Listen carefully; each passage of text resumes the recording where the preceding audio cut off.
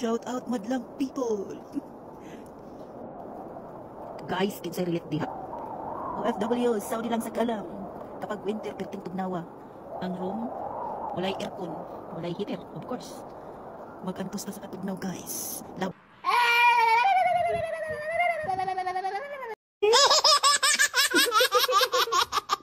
Lang para sa future sa ekonomiya.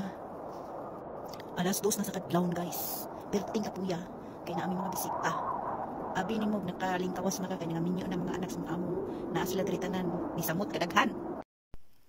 Room tour, guys. Laban na jud pani. Room ng mga kadama sa Saudi Arabia. As usual, dili room, stock room. Oh, yan.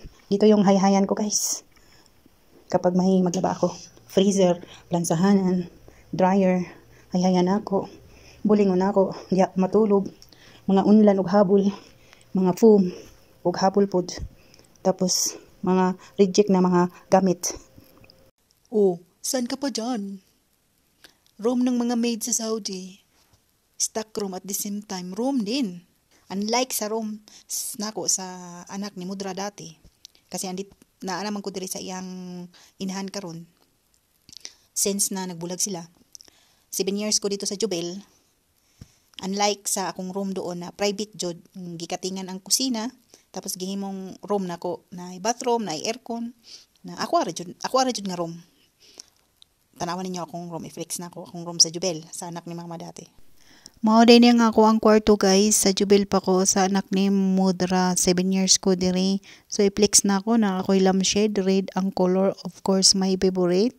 Na ako'y katri, na ako'y aparador nga galagyan sa akong mga gamit ug ang akong malita naibutang nako sa ilalom sa akong aparador, and of course basurahan, and of course na ako'y aircon, init ug bugnaw.